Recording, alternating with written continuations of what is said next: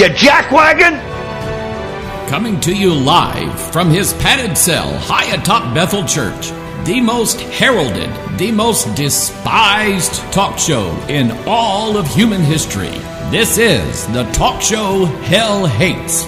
This is Pastor Mike Online.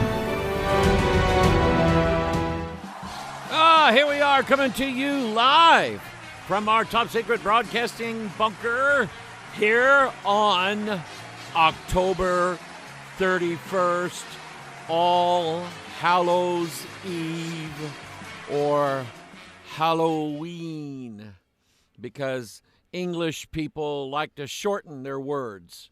Put a little, I almost said catastrophe, apostrophe in there, and just say, instead of, it takes too long to say All Hallows Evening, so we just say All Hallows Een with a catastrophe there, and now it's a short word. Anyway, it is October 31st, and you gotta know what we will be talking about just in uno momento.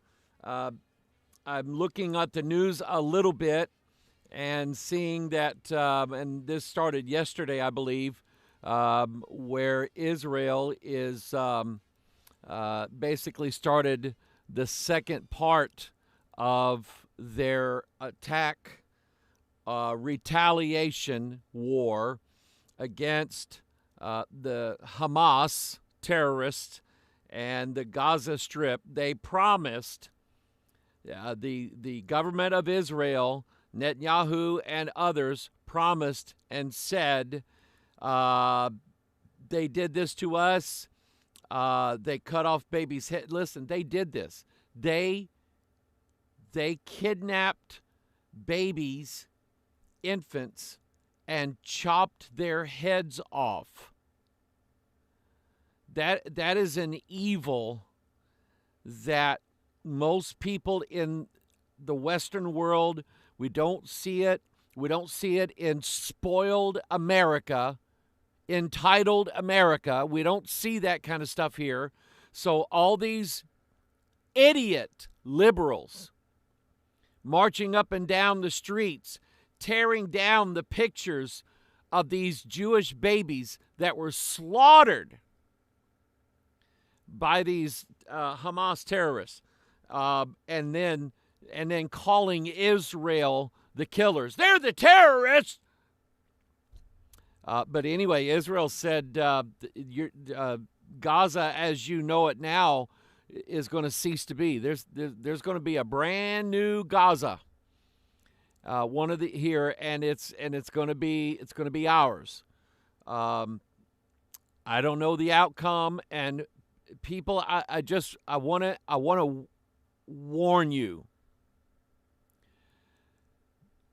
Again, be careful of these latter-day prophets and these prognosticators and these guys that are partnering up with Jewish rabbis, and they're giving predictions and prophecies and saying, this is God's hand upon this, and God's going to do this, and God's going to release this, and then the rapture, and then the peace deal, and then these people show up every time something happens somewhere, and they immediately start getting YouTube views, and they start selling merchandise of some book or DVD that they have, and people just be careful about what you listen to, be careful about what you hear, and be careful what you trust. If you can trust the King James Bible, just leave it at that. Read it. God's going to take care of what he's going to take care of. He's going to do what he's going to do. And whether you figure it out first and you're the first one to get a video out, because then you want everybody to see how right you were about this terrible thing going on over there. And I'm just telling you, be careful, okay? And pray. Pray. All right.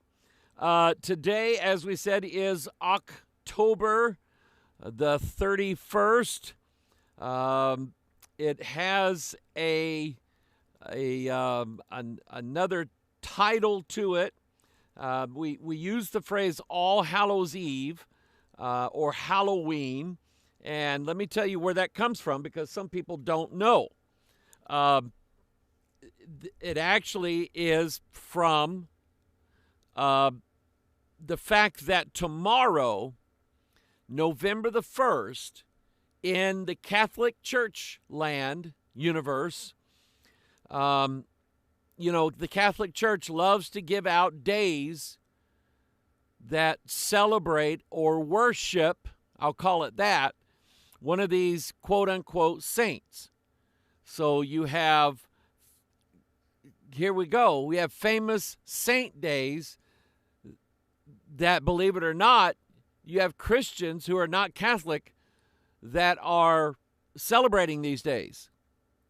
You say, oh, Pastor, be it. What about St. Patrick's Day? And you got to wear green on St. Patrick's Day. What about St. Valentine's Day? Yes, Valentinus, a Catholic saint. And February 14th is St. Valentine's Day. I don't know why it's associated with love and romance and flowers and a dozen roses costing you $50. I don't know why. It's just a Catholic saint day, and it's a feast day for that saint. So if you honor that saint, and that is a patron saint of yours, and you bow to its statue and pray to it like you're not supposed to do, then that's your God that you've put in front of God. Thou shalt have no other gods before me. So all Saint Mary has her day. Saint Mary Magdalene has her day. Saint Thomas has his day. Saint Peter has his day. St. Paul has his day. They all had these feast days. So then they figured, well, like what was on Mars Hill when Paul went to preach at Mars Hill. He noticed that all of these statues to all these gods, and then they had a memorial there, a monument of some kind, and the plate said, "To the unknown God." In other words, well, we don't want to leave any of them out, because there could be a bunch of them. And so we'll just put this one here for all the left out gods. And Paul used that to say, well, let me tell you about the one that you left out, the one that you're not worshiping, the one that you're not praying to. And that's how he introduced Jesus Christ. But November the 1st is All Saints' Day, so that you can have a feast to all the saints who you believe are up in heaven, and they are all praying for you, and they are all hearing your prayers, and then they are a mediator between you and Jesus Christ, so long as Mary allows it.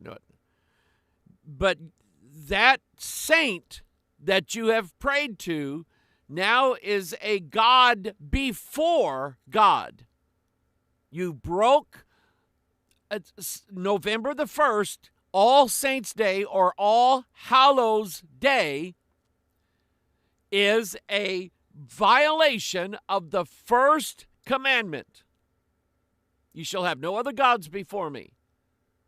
So, it follows it by the time November 1st came around in the northern hemisphere. It basically concludes the harvest season. And in the harvest, you've brought in all of your barley, your wheat, your oats. You've got your potatoes, you've got your onions, your turnips.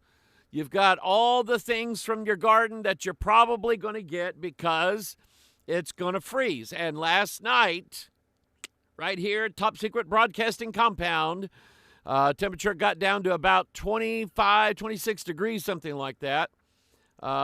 We went from summer to winter, man. Boom, boom, just like that. So by this time, everything's been harvested, and generally in the northern hemisphere, you would have a feast of some kind. The Germans would have their Oktoberfest, and I'm sure the Polish people would, and the Czechs, and the Russians, and the Slavs, and the Danish, and the Norwegian, and everybody has harvested in. Now we've got an abundance of food, so let's eat it all at once. No, that's not what they do. But anyway, they bake bread from the grain that they pulled in and everything like that. So the harvest is in. Once you have the harvest in, let's have a feast. Well, we got to dedicate the feast to somebody, so instead of giving it to God, instead of giving God the thanks, instead of giving God the glory, let's give it to all the saints who pray for us. So that right there is, they call it a Christian holiday. It is not a Christian holiday. It violates, as I said, the first commandment, thou shalt have no other gods before me. So it coincides with another holiday. Let me see if I can bring this up and put it on the screen for you. This is called the Witch's Wheel of Time. And it has witches. And it's a wheel. And it marks time. So that's why it's called the Witch's Wheel of Time. And on this Witch's Wheel of Time, you have summer solstice. You have Beltane. Now, this is kind of going backwards here. Beltane is May 1st. And notice here, you have a maypole here. And children dancing around it, usually young females. And they're winding DNA around this pole. The pole basically is, forgive me, but it's a phallic symbol. The phrase Beltane, well, that's easy to pick apart. It has Bel's name in it. Bel, Baal, Beelzebub, Belial, all of those. Jezebel has all those names in it to Baal. And this is, of course, that rod there would be Baal's shaft. All right? Anyway, so May 1st, Beltane. June 21st, summer solstice. Longest day of the year in the northern hemisphere because of the motions of the earth and the sun. You have Lammas after that, which, notice this now. Summer solstice, winter solstice are opposite one another. This is June 21st. This is December 21st. Autumnal equinox, vernal equinox, or spring equinox, opposite one another. This is the time in the northern hemisphere where you have 12 hours in the day, 12 hours in the night. They are equal, thus the phrase equinox. So right here, let me have a pen here. There we go. So right here, you're making a cross out of these holidays. Now, let me say this. Let me just open up some King James Bible for you.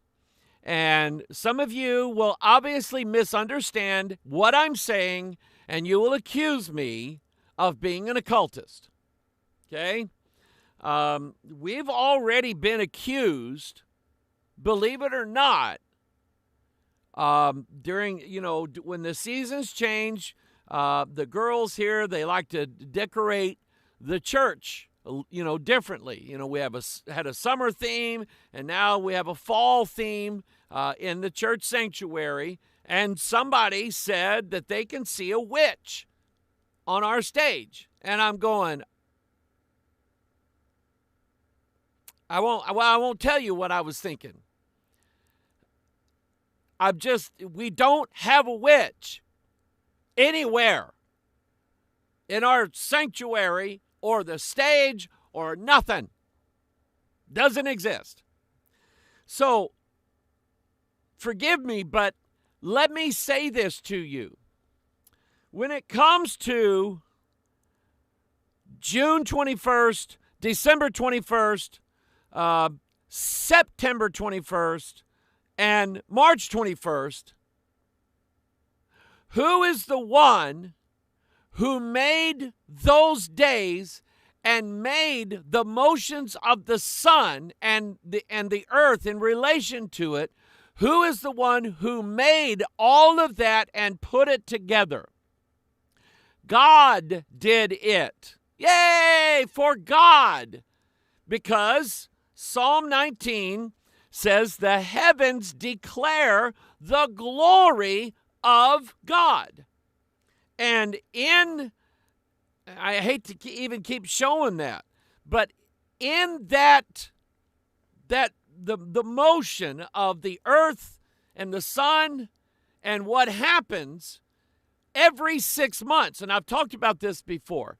You have the equator, which is the middle band around the earth, and 23 and a few small degrees north of the equator. I'm always going to get these wrong. You have the Tropic of Cancer, I think. And then 23.24 degrees south of the equator, you have the Tropic of Capricorn, or they're reversed. I can't remember which one. And so what you have is, number one, the Son of Righteousness, capital S, Son of Righteousness. God, who is a sun and a shield to us. Psalm 19, the sun going through the tabernacle of the heavens is like a bridegroom coming out of his chamber. Well, that's Christ. John turns around and sees who's talking behind him in Revelation 1, and his countenance is like the sun. So Christ said, I am the light of the world. Come on, people. Get with it.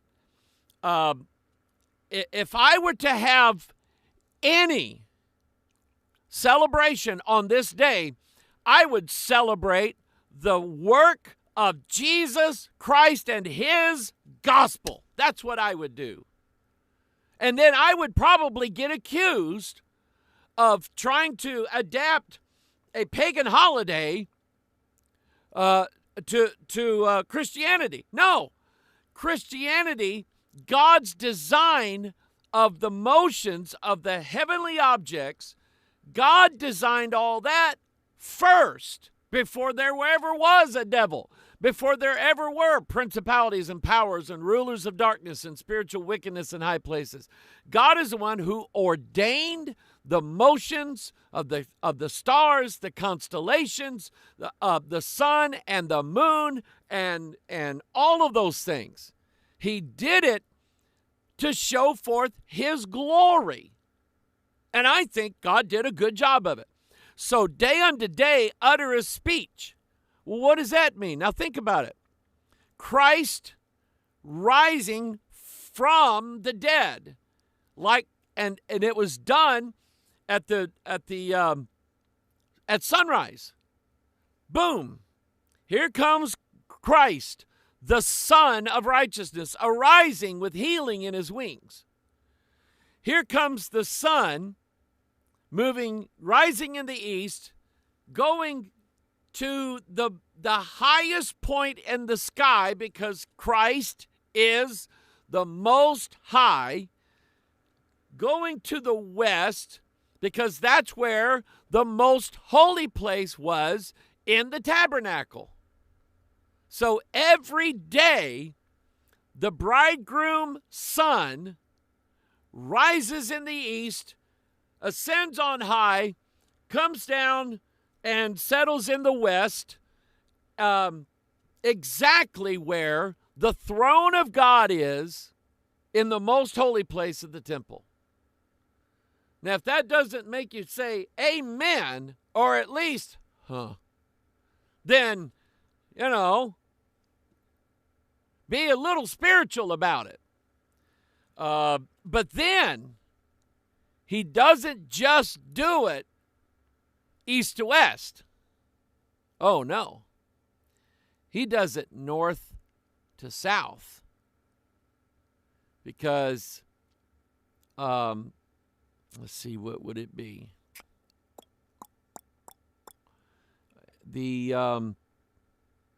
On let's say June 21st, the sun is down south of the equator at high noon, June 21st. The sun is down below the equator at 23 degrees, the Tropic of Capricorn, I think. And then for 6 months, every day, the sun moves just a little bit from June 21st to September 21st. He's now at the equator, okay, the equinox. Then, be 3 months later, 6 months total, he's at the equator, and then he rises up, and now he's at the Tropic of Cancer, the one that's above the equator, north of the equator, if I'm right on that. I should look it up. But anyway, he rises up there, and then we're going to have the shortest day of the year, I think, something like that. But anyway, every year, the sun rises for 6 months and then goes back down for 6 months and then rises again for 6 months, goes down for 6 months. You could say it's just almost like a clock. And that is exactly what God had in mind in Genesis chapter 1 when he made the sun, moon, and the stars. He said this is on day 4. I want you to remember that. Day 4. God said, "Let there be lights in the firmament of the heaven to divide the day from the night." I'd say he done a pretty good job with that one. "And let them be for signs." Think about it. "And seasons, and days, and years." And how do we measure a day? The motion of the sun. That's how we measure it. Been measuring it that way since creation. How do we measure the night? The motion of the moon and the stars. How then do we measure a month? The waxing and waning of the moon in 28.2 whatever 3 or whatever days. You have the moon going from dark to light to dark again. Even the moon does it. And how do we measure the years? Well, you look up at the stars on a certain day, and you mark out those stars, and you write down their position, where they are on a certain day at a certain time, and then you do that every day for 365 days, and then when you get to day 365 plus 1, you're right back where you started when you were writing the positions of the stars down a year ago. That's how it's measured. So God, I've said this, that everything that measures time generally is in a circle. And if you think of the sun, the sun's round, the moon is round, the earth is round, the orbits are round. Let's see here. Clock goes around. The wheels on the clock go round and round, round and round. And then we can look at Ecclesiastes, and I had fun with those college people. I wanted to call them kids. They were not kids. They were young, but I give them a break. They achieved adulthood, all right. And I told them, I said that God put DNA in the Bible 3,000 years before we even really understood what it was. And I read to him Psalm 139:16. And I said, Solomon wrote about the water cycle 3,000 years ago, and nobody else knew this. But he writes down, by inspiration of God, where he says, all the rivers run into the sea, yet the sea is not full. Unto the place from whence the rivers come, thither they return again. And that's a cycle, a circle.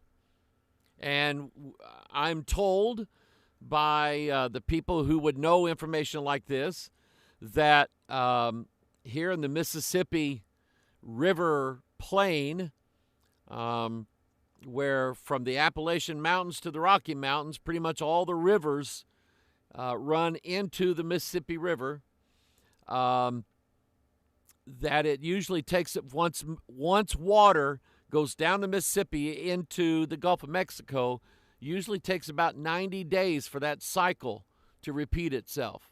In other words, the water, you go all the way up to Minnesota if you want to, and the water runs down into the sea. The wind and that hot sun pick the water up, carry it up as moisture over us in the summertime, and believe me, we have our share of moisture in the summertime.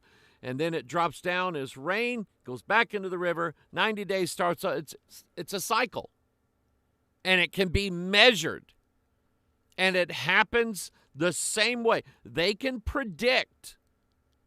If you ever get a farmer's almanac, they can predict sunrise and sunset on any day that you can pick out in the future or the past. They can tell you when sunrise and sunset was. They can tell you that. Why? Because it's predictable. It operates exactly like a clock, and it's in a circle. Time is cyclical. Well, I said that one time several years ago, and somebody wrote me and they said, Pastor, you're all washed up. What about digital clocks that are square? Huh? And they were serious. Because I said, time, everything that measures time's in a circle. Well, what about digital clocks that are square? Huh? How about that one? Huh? And I'm like, I don't even know if I should talk. Anyway, so all of this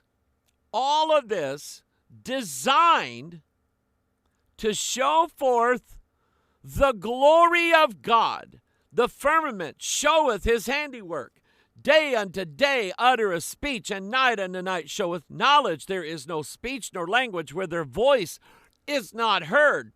Their line is gone out through all the earth, and their words to the end of the world. In them hath he set a tabernacle for the sun, which is as a bridegroom coming out of his chamber, and rejoiceth as a strong man to run a race. His going forth is from the end of the heaven, and his circuit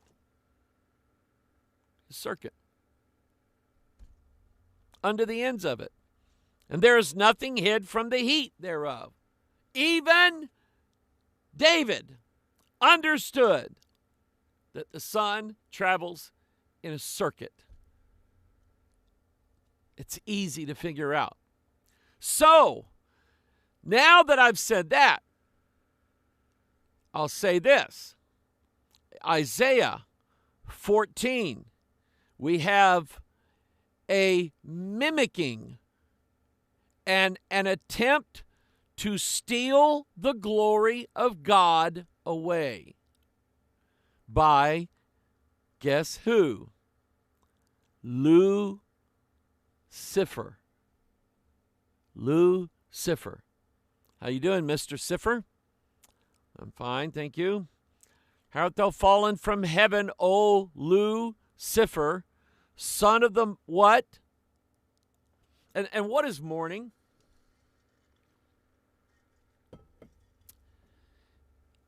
It's halfway between night and day. It's halfway there. It's not night. It's not day. It's morning. And by the way, did you know that the morning, let me add a phrase here.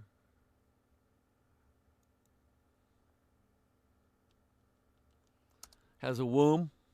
Psalm 110:3, thy people shall be willing in the day of thy power, in the beauty of holiness, from the womb of the morning. Isn't that something? Now, I don't know if I quite understand this, but that apparently shows the correctness of Isaiah 14. How art thou fallen from heaven, O Lucifer, son of the morning? He issued forth out of the womb of the morning. Boy, there's got to be something, like big with that. But anyway, how art thou cut down to the ground, which didst weaken the nations? For thou hast said in thine heart, I will ascend. Now follow this now. Here he is. He wants to be like the Most High. He wants to be like Jesus, wants to be like God. So we just outlined for you from Scripture and from observation. There's no doubt about it. The sun rises in the east, goes down in the west, and it gets to a high point where it is most high. It's not going any higher than that. And here we have Lucifer doing the same thing. Or at least he wants to do the same thing. Now, he said it in his heart. And what did he say? Number 1, I will ascend into heaven.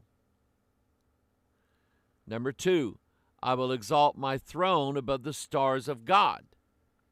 Now, I've talked about this before. When you have Christ, the Son of God, and you have nighttime, you have the moon and the stars. You can see the stars, and you can see the moon. You can see it very clearly because the sun is gone down.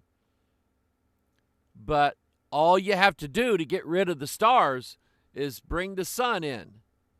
And then the sun, because of its brilliance and its light, is so bright, then once the sun rises, you cannot see the stars anymore. They're there.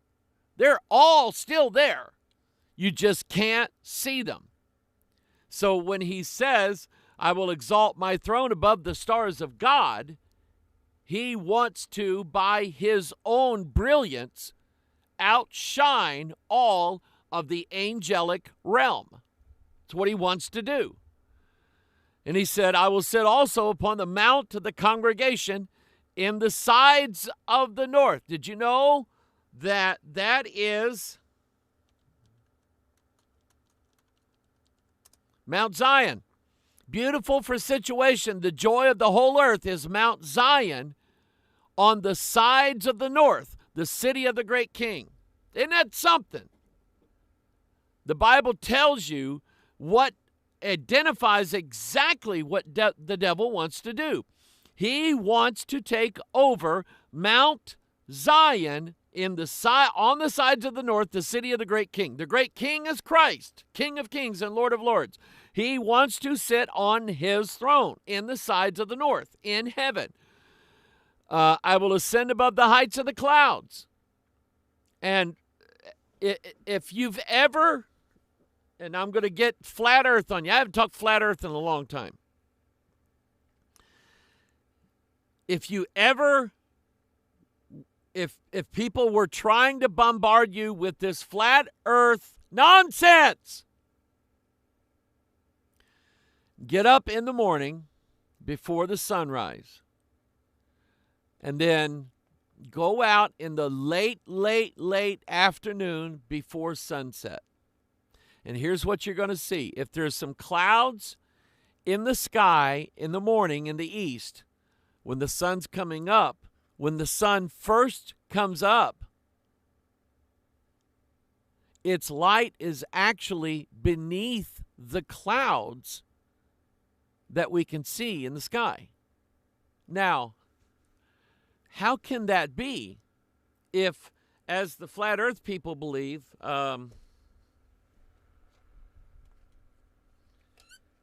here's the earth, the pancake, and they say that the sun goes around the earth like this. And yet, early in the morning and late in the afternoon, you can actually see sunlight and the sun itself below clouds. How is that possible? It's only possible if the earth, and I have a round earth here.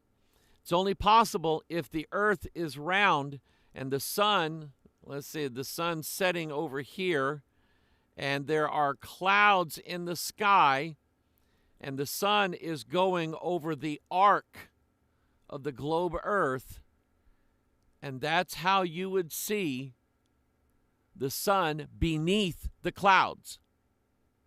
That's how you would see it. It works at sunrise, okay, because let's say there's clouds here, but the sun's light is here. So you're actually going to see the sun looking like it's below the clouds. And this is why the ancient people were scratching their head, go, oh, we can't figure this out. Well, maybe the sun's like on a chariot, and there's some horses that pull the sun across the sky. Maybe that's how it is. Maybe they're getting it out. Maybe they come up out of the earth, and they go up in the sky, and they roll over, and then they go down into the underworld. That's what they thought. When it goes down, those horses are pulling the sun across the sky. That's what they thought. But here's the sun shining through the atmosphere below clouds that would be right here.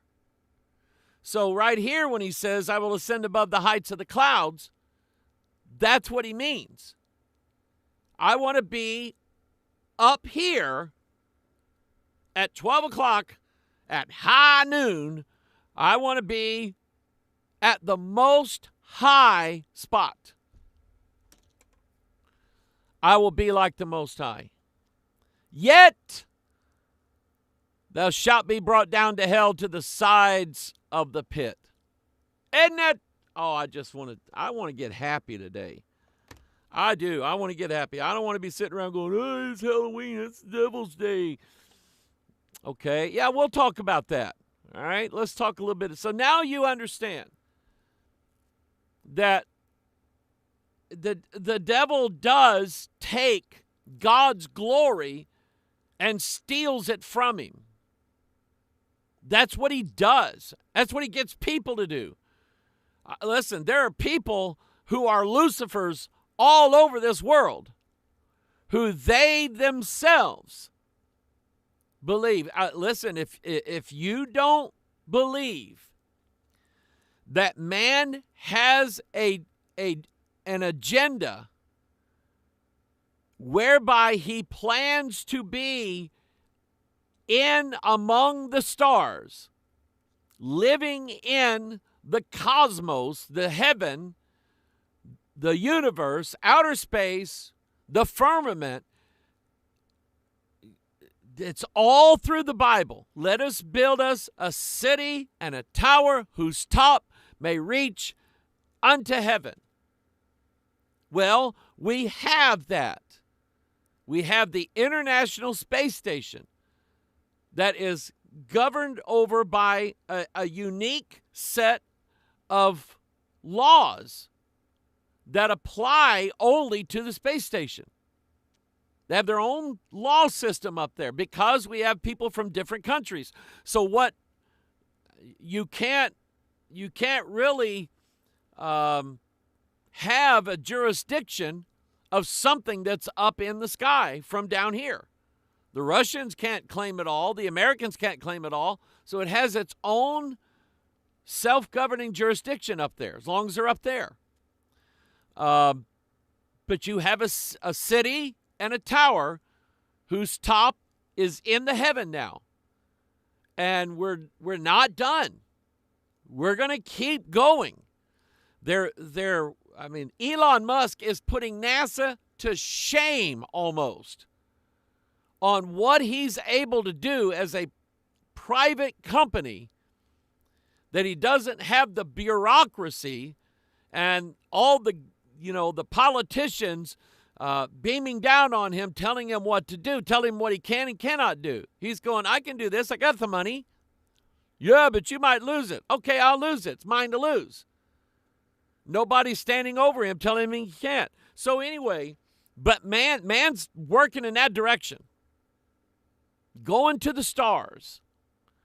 And there, like I say, there are Lucifers all around. I will ascend into heaven. I will exalt my throne above the stars of God. I will sit also upon the mount of the congregation in the sides of the north. I will ascend above the heights of the clouds. I will be like the Most High. Man, oh man. All right.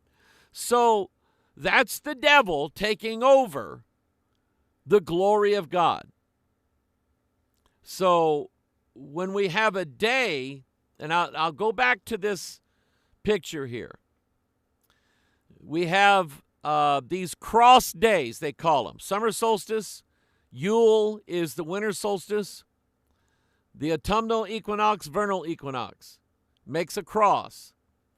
But then you have what the Wiccans call the cross quarter days.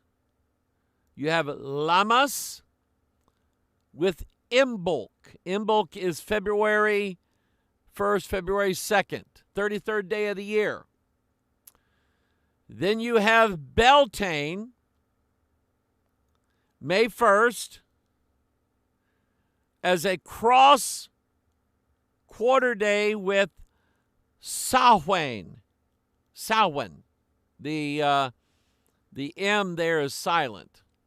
It's pronounced Samhain. And it is October 31st, November 1st.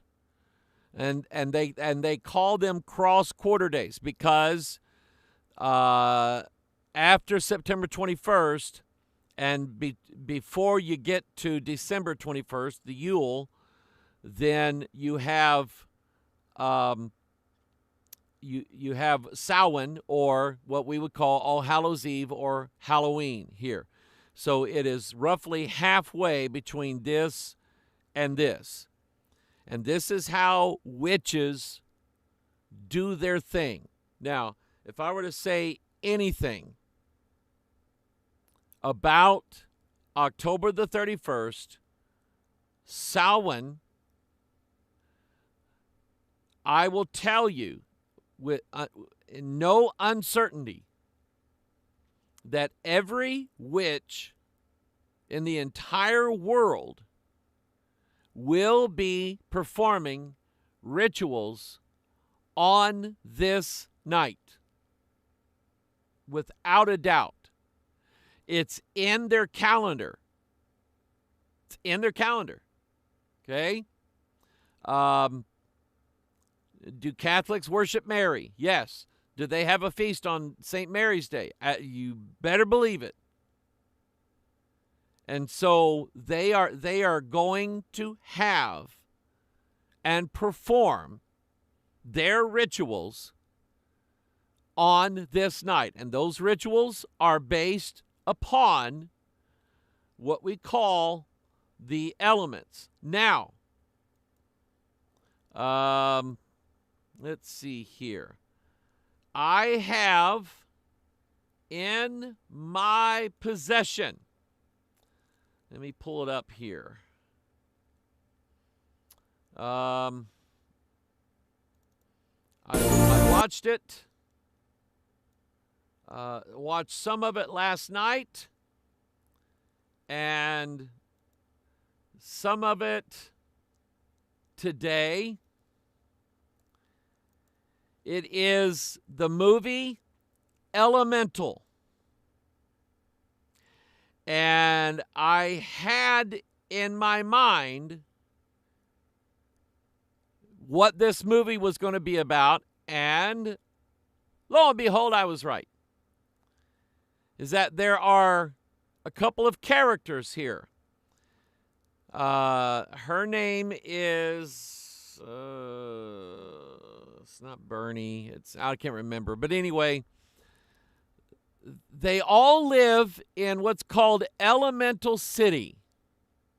It's a city where all four of the elements can live. The earth elements, characterized by trees and plants and so on in this movie. The water elements, characterize people that are made of water. Okay? The air elements, characterized by puffy clouds. Okay?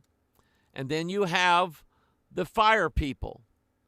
And, you know, the other three elements, they don't like the fire people. They make them live on their own side of the city. And there's all kinds of sub-themes, some leftist, woke sub-themes in this movie.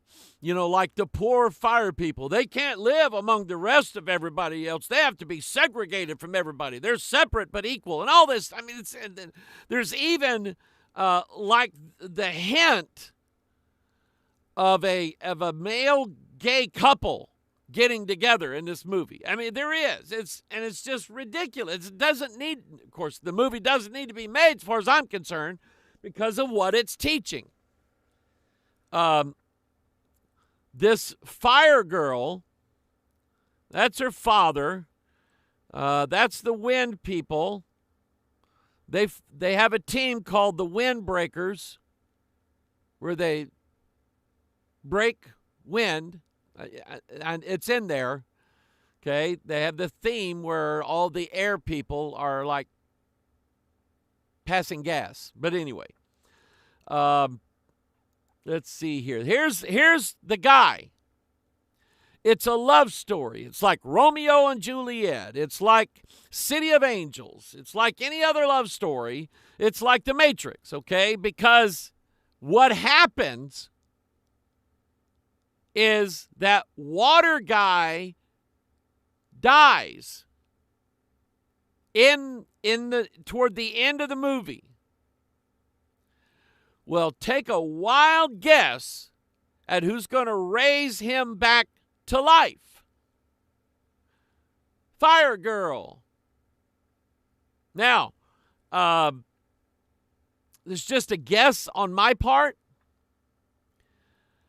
but the Nordic people from Scandinavia, Norway, Denmark, Sweden, all of those nations that are on the North Sea, Northern Europe, they have a mythology that in some ways ties in with biblical Christianity. They have a place of the dead, a place of like punishment, and a goddess who rules over that. And the place is hell with one L, and the goddess is hell with one L, or Hela. If you watched, let's see, what Thor movie was it? Where he ended up having to fight his sister who got brought back up, Thor Ragnarok. Her name was Hela. And she was, down. She's the fire woman. She can manipulate fire, the element of fire, and do things with fire, and so on. And if I were to sort of make a connection, that's what I would make here with this girl here. She can do things with fire and whatever, But she's the one that ends up bringing him back to life. If you watch The Matrix, the first one, where Neo gets shot and killed by Agent Smith, Mr. Anderson, and Trinity, who is the chick, the woman, she says, Neo, you're not going to die because I know you're going to live because the Oracle told me that I would fall in love with the one and you're the one. So she kisses his non-Matrix body, and all of a sudden he rises from the dead. Now he's got these superpowers. Well, that's pretty much what she did. She raised Water Guy back from the dead, back from oblivion, and they kiss, and now these two opposite elements are going to get hitched. The movie didn't actually have them getting married. It just had them together. You know, they kiss, and they kiss again, and they kiss, and a few months later, you know, she's going off here with Waterboy, and on and on and on. That's about as much as I can remember. But when I saw this first come out, I saw it like I think I remember showing you on the McDonald's Happy Meal boxes. And the four characters who represented the four elements: earth, air, fire, and water. Now, in these opposites, earth and air are opposite to each other. Fire and water are opposite to each other. And as you well know, let me pull up Genesis. Come on, Mr. Genesis. Genesis chapter 1, from the very first thing that God did. God said, let there be light, and there was light, and God saw the light that it was good, and God divided the light from the darkness. The Bible says God is light, and in him is no darkness at all. Well, the meaning of the yin-yang symbol is that it represents God or the universe, whereby there's a little light in darkness and a little darkness in light. That's what it represents, which is the exact opposite of what your Bible says. Let me throw something else in that I just, I'm not saying you're going to lose your salvation. I'm not saying that you doing this has got devils. Well, it may be. Most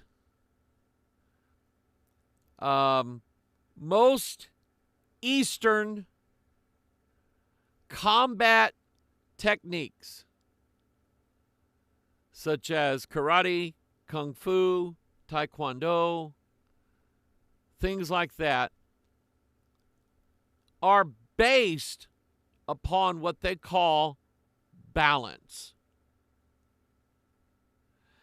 And when your karate's not good, it's because you're out of balance. And you need to get balance back in. Okay? Wax on, wax off. Look at eye. Always look at eye. You need to be balanced again. And that's what this represents. Or this, you're centering. Okay? And it has to do with the elements being balanced in your life: earth, air, fire, and water. And I don't encourage people to go and send their kids to be trained in things like this. I don't encourage it.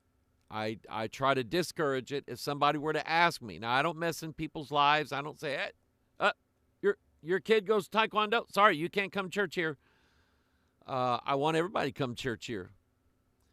But I can't, I try to discourage. If somebody were to ask me, Pastor, do you think I should take my son or my daughter to karate classes? You know, they learn a lot about discipline. They learn it, yeah, but they also learn a lot about Eastern mysticism that is very veiled. It's like yoga, okay? I tell you, don't do yoga. Don't do yoga. You know, I have found that by stretching the muscles in my lower back, I can temporarily eliminate my lower back pain that I have, especially on days where I'm walking around a lot on concrete. And I may look funny inside of a store, but I'm all bent over, and I'm just stretching my lower back muscles about as far as they'll stretch, okay? But I don't sit down and do this with my fingers and close my eyes and go, I don't do yoga. You want to stretch your muscles. It might do you some good. Bodily exercise profiteth little. But the whole of Eastern mysticism, especially in the yogic practices, is that bodily exercise is everything. That your body must be in tune with God. Your body must be in tune with the universe, and it must be balanced, and it must be whole, and it must be, you know, there must be equality here and all this. And people, I just warn you, don't get mixed in with that stuff. Don't do it. There are seducing spirits, and there are doctrines of devils that are being taught, and unless you know what can be known about all of this, you might get fooled. And I would hate that. On my watch, I would hate for you to get fooled. Now, here's what's interesting, is that in the King James, the Bible uses this term, elements. Take a wild guess how many times it's in there. Even so, and here's how Paul says it. When we were children, we're in bondage under the elements of the world. Now, could he mean, earth, air, fire, and water? I think so. But when the fullness of the time was come, God sent forth his Son, made of a woman, made under the law, to redeem them that were under the law, that we might receive the adoption of sons. So here we are in this world. We are in bondage under the elements of the world. And that's because these, let me do this. At least one of those elements is pretty much named for you in Ephesians 2, wherein in time past ye walked according to the course of this world, according to the prince of the power of the air, the spirit that now worketh in the children of disobedience. So the air element, and we'll see that all of these elements, they have a spirit behind them. Guess what kind of spirit they are? They're dragons. I know I said guess, but I figured I'd help you out. They're dragons, all four of them. They call them watchtowers, spirits, and they're sitting on the four corners, and all four of them are dragons that rule over earth, air, fire, and water. And we're told here in Ephesians 2 that when we walked in this world, we walked according to the prince of the power of the air, and it was a spirit that works in the children of disobedience. In other words, everybody that you know that is lost is under the control of a spirit. Now, you may not see them, foaming at the mouth and puking green stuff and their head turning around and they're going, like that. You may not hear that. But in their actions and in their deeds and the things they do, the things they won't do, the influence that they try to have in your life, Oh, you guys have to go to church every Sunday because, man, we were going to have a get-together and have a real good time, and we're going to go swimming and all this stuff. We're going to take the kids, and why don't you let us take the kids? I mean, you and your wife want to go to church, that's fine. Well, why don't you let us take the kids? We'll take the kids. Don't do it. Don't do it. These people are under the influence of the spirit that now worketh in the children of disobedience. And anybody, you're either going to be a child of God or a child of disobedience. You have to decide which one. Pick a side. Choose and pick a side that you're going to be on. Don't try to straddle the fence. Back at the ranch. So Paul used that here, elements of the world, and then he said in the same chapter, Galatians 4, howbeit then, when you knew not God, you did service unto them which by nature are no gods. Notice he's used the word nature. I think that when evolutionists like Bill Nye the Science Guy, I think when they talk about nature as a force that drives evolution, I think, number one, you know for a fact that people like Bill Nye, Neil deGrasse Tyson, and others, the talking science whiz kids, that they are under the influence of a spirit. And that spirit is an elemental spirit. When they refer to nature, they refer to it as a force that drives and conducts evolution. You hear them say, wow, these species are amazing, that over hundreds of millions of years, nature has caused them to evolve in such a way. Notice what they said. They said nature was the force that caused these whatever creatures, that caused them to evolve in the way that they did. They're giving nature a force. They're giving it almost a personality. That nature had a plan to make creatures evolve in the way they did.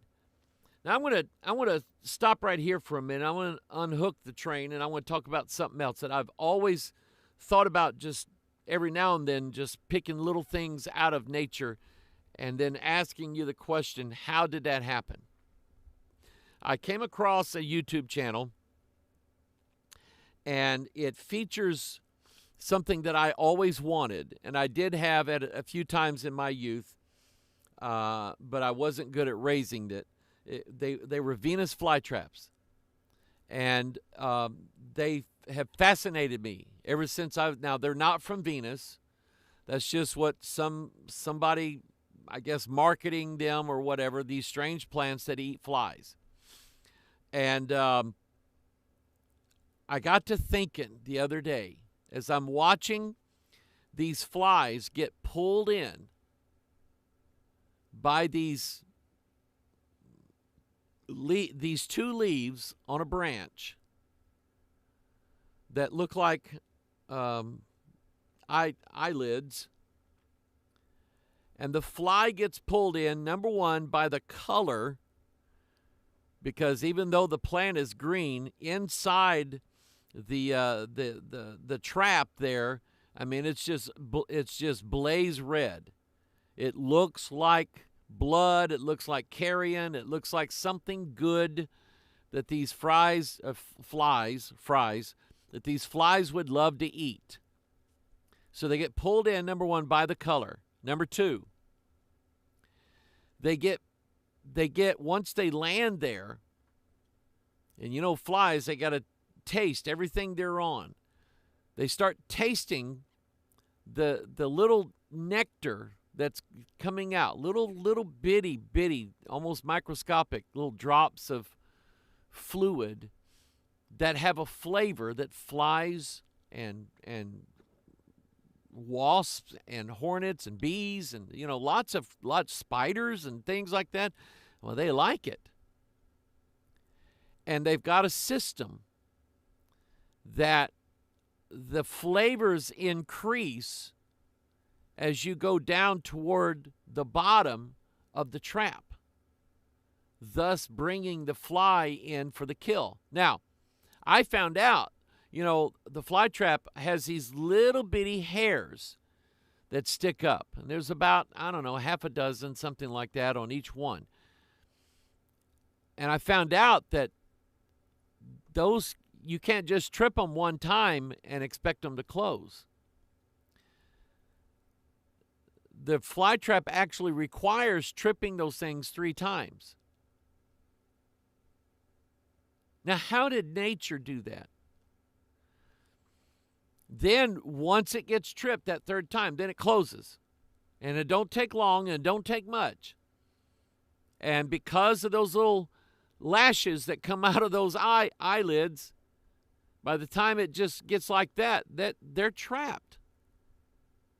And then it closes in and it releases digestive enzymes that turns most of that fly into fly soup.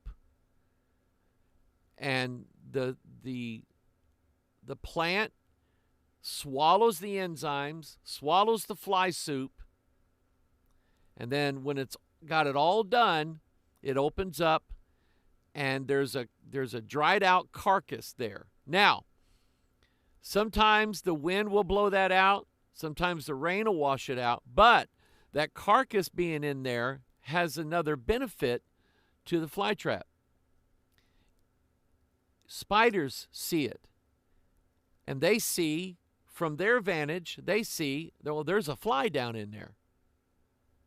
I'm going to go attack that thing and get it, put a web on it, and eat it. So a spider then gets pulled in by the leftover carcass of the previous bug. And, of course, the trap goes again, eating it again. Now, here's the catch. They say that evolution caused all of these changes to happen. How is it that a plant from a completely different kingdom, there's 2 kingdoms of living creatures,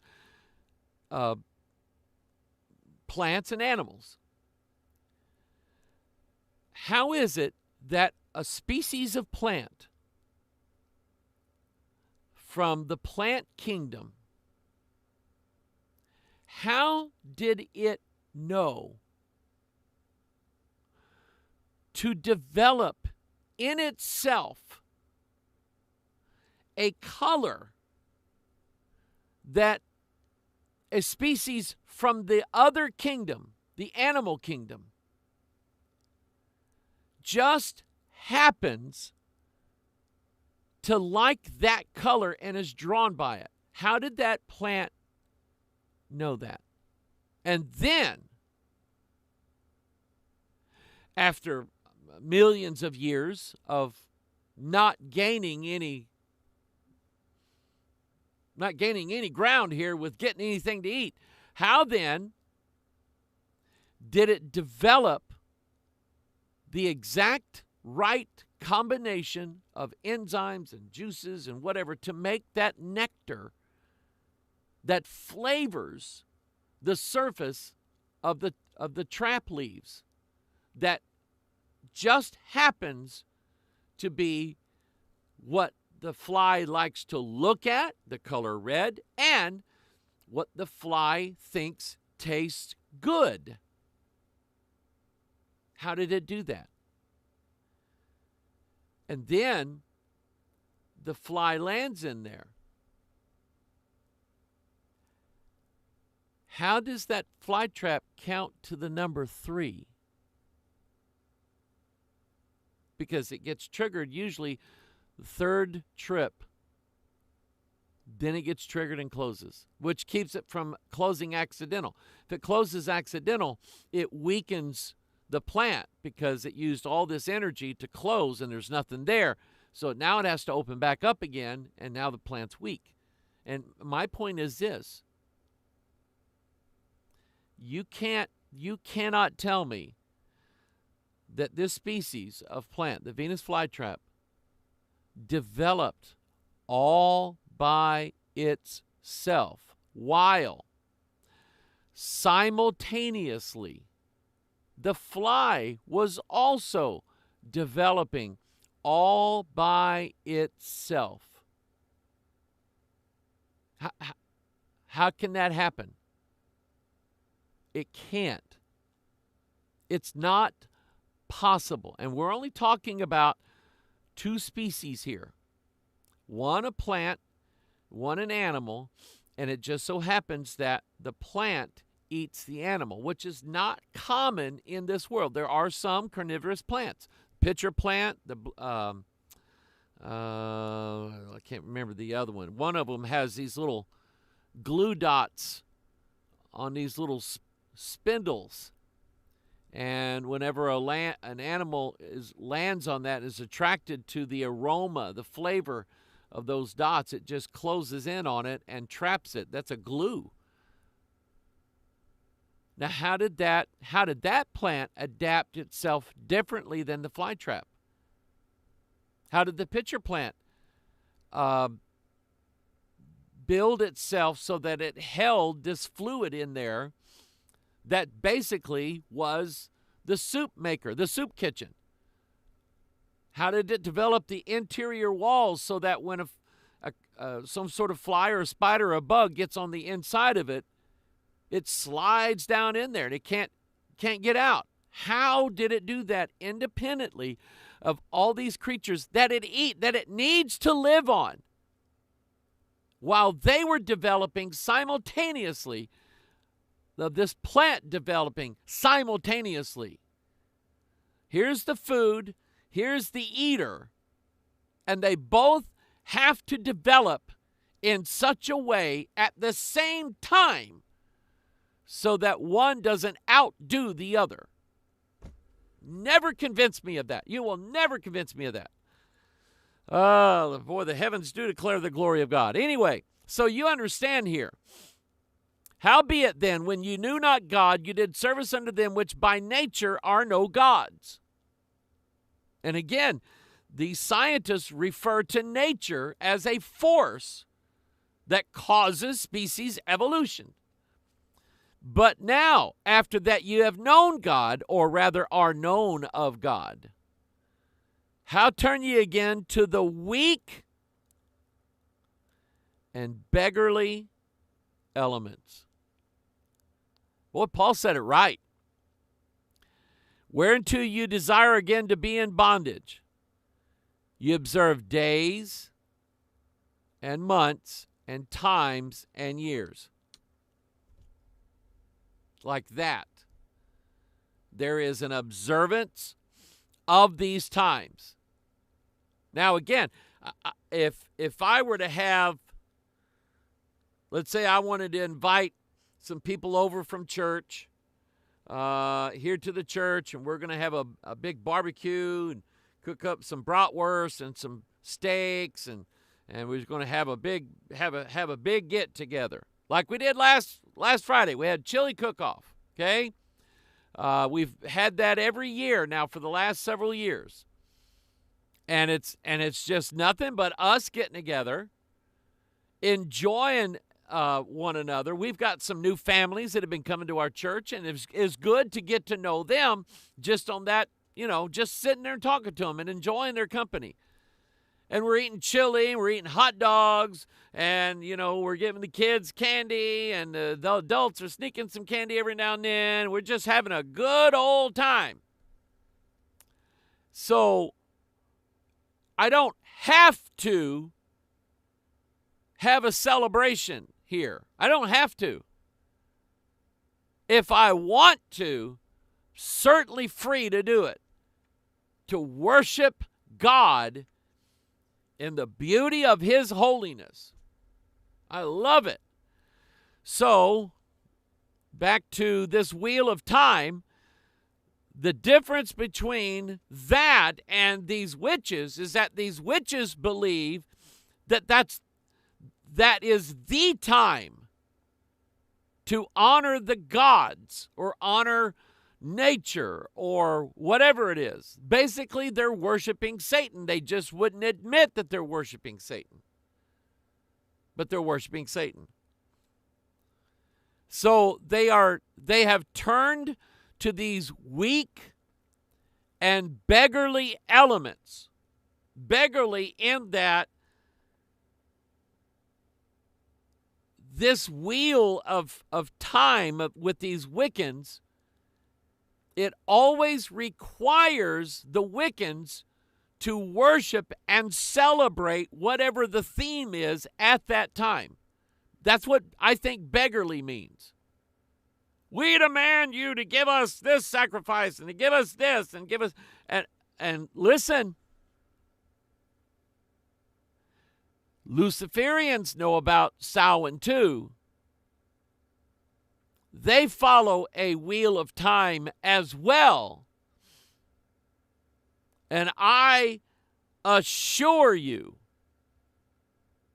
there will be human sacrifices. Not spoken of, they won't be in the paper, but they will be. So,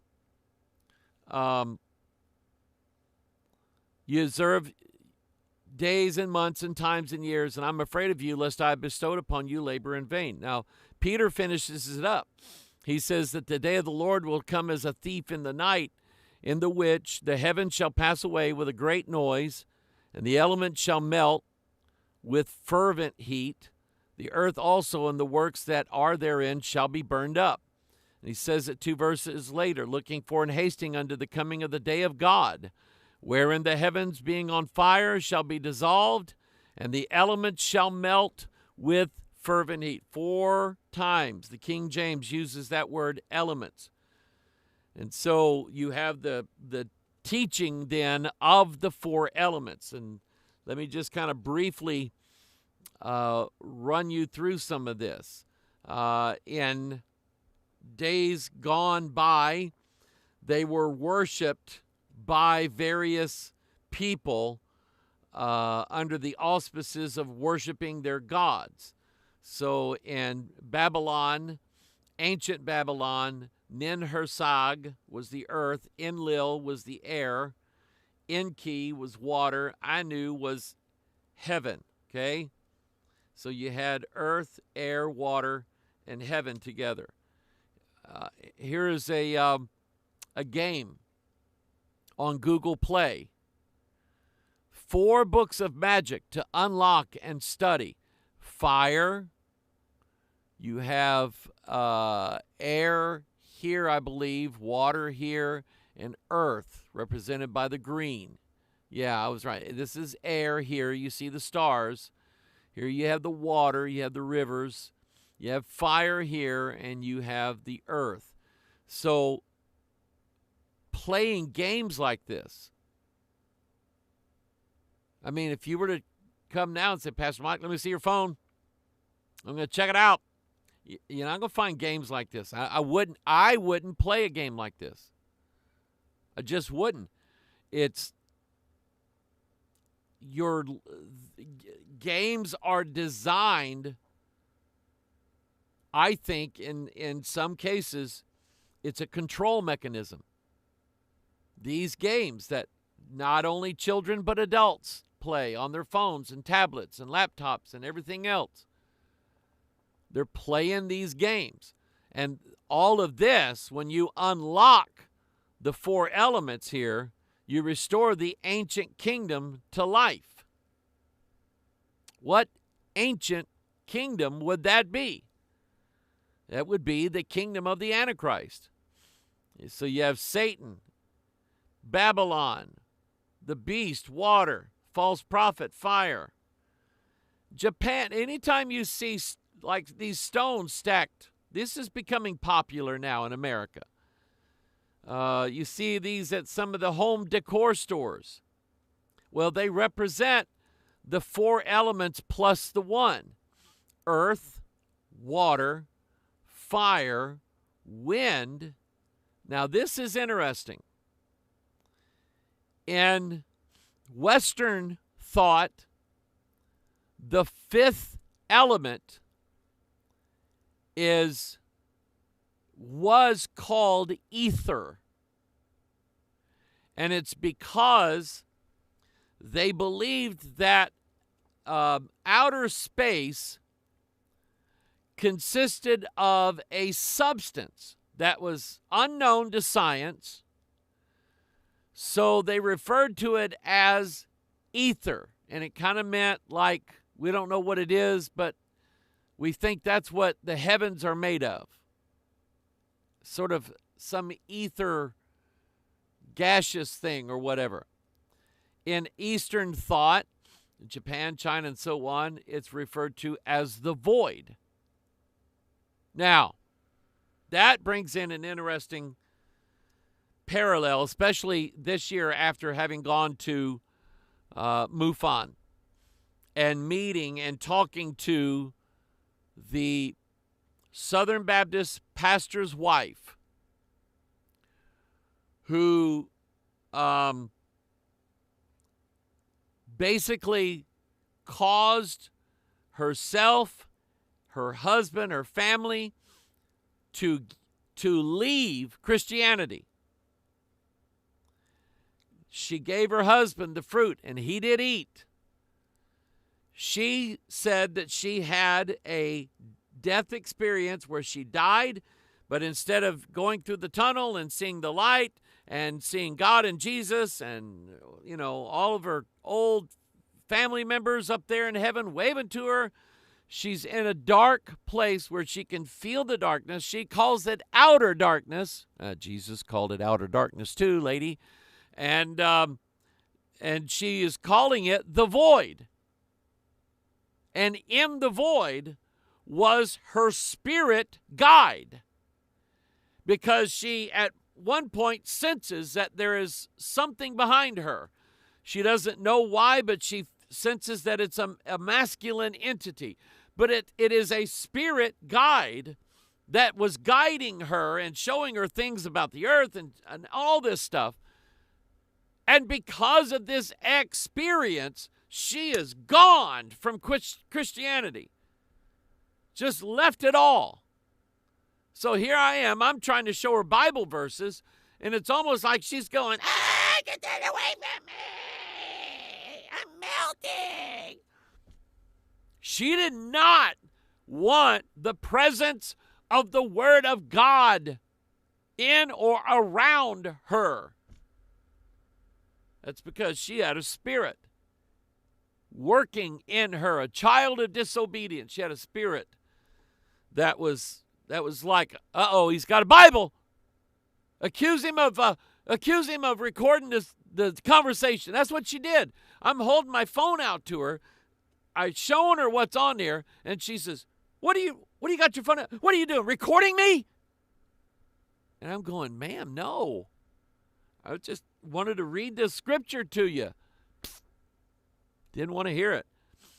So this void here is what Job was talking about. The place where light is as darkness. And it's no order there. It's the abyss. It's chaos. And out of chaos comes control, comes order, right? In China, they have these 4 gods that direct the 4 elements, and dragons with them. Even Native Americans, First Nations. The flag of New Mexico is from an old Navajo sign or a seal. And it features a stylized cross. It has 3 bars this way and 3 bars this way. And it represents, and the 3 bars going top to bottom and then side to side, I would say that represents the 12 months of the year, the 12 signs of the zodiac, and so on, just like the tribes of Israel. But anyway, here you almost have what amounts to a stylized swastika.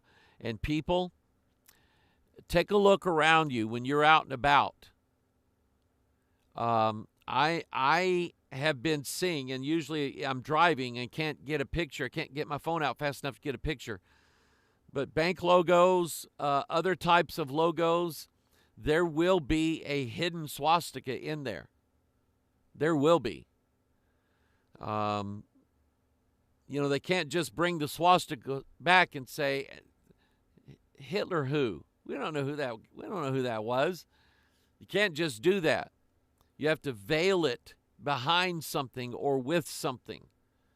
It's kind of like giving a dog a worm pill. You gotta put a lot of hamburger meat around that thing, all right? And that's what's being done because of what the swastika represents. It represents the joining together of the 4 elements. Alchemy. Now these signs right here, these triangles, notice them. 2 of them are pointing down. 1 of them is bisected. Here you have 2 of them pointing up, and 1 of them is bisected. Earth, air, and fire, and water. But that's not all they represent. Oh, you can't see that, can you? There we go. Let me show you this. Let me go back. Show you that. The Native Americans, First Nations, China, Japan. Ta-da! See, all right, now, take a look at this. All of these women are carrying pitchers on their heads. This one is of a man. This one is of an ox. This one is of an eagle. And this of a lion. Now, doesn't take a brain surgeon or a rocket scientist to figure out that these 4 pictures are the 4 cherubim from Ezekiel 1. And now, here's where Pastor Mike goes completely off the rails. What were these 4 cherubs doing? What was their significance in Ezekiel chapter 1? They were and are the angels that made up the chariot of God. Remember, the chariots of God are 20,000, even thousands of angels. So, this then, and the teachings and the secrets of alchemy deal with the joining of opposites of earth, air, fire, and water. Also represented by the man, the ox, the eagle, the lion, which were part of the chariot. See if I can do this like this. The chariot of God, but you have the enemies of God that also have chariots. and they look like, I was reading a book yesterday, and one of the abductees described the ship that they went into as like two saucers, one on top of the other, like facing one another, joined together. Now you say, now, Pastor, you lost me. Okay, now you were talking about Halloween. Now you're talking about Venus flytraps. Now you're talking about the elements and alchemy. Now you're talking about UFOs. Well, remember in the movie Elemental that fire and her father was like, you should always marry fire. Don't marry water. Water is bad. She's being told by all of her fire in-laws and parents that and relatives that she shouldn't marry anything else but fire. But she falls in love with water. Water falls in love with her. Well, they're opposites. If water touches her, it could extinguish her. If she, however, and this is what happened, she got too close to him in this chamber and he evaporated. It's like, well, yeah, you got to bring him back to life. You killed him. So, water puts out fire. Fire converts water to steam. What is the connection here? They are joined together. They are opposites, but they are joined together. And in the mentioning of opposites, they are the iron and the clay that do not mingle together, and yet that's exactly what they're going to do. Mingle them together. And it will be because of these four elements and that fourth kingdom and what was created on the fourth day of creation. Principalities, powers, rulers of the darkness of this world and spiritual wickedness in high places. Be careful in this world. It's falling apart. It really is. This world is falling apart. There's nothing in this world that we could say is solid and firm and guaranteed, and with the exception of the Word of God. And be careful of people who are trying. The devil will send you friends who he will use to try to pull you away from your staunch belief that this is the Word of God. Be careful. You are the reason why we do what we do. Pray for us. Pray for our ministries in Kenya and around the world. If you receive our DVDs each and every month, the good news is they're being duplicated as I'm speaking. They will be out shortly. God bless you. I love you. Think Bible.